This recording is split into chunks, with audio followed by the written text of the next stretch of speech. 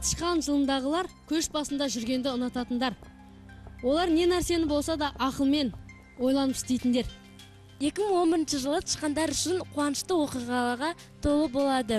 Тіл табысқыштығына байланысты олар жаңа достар табады.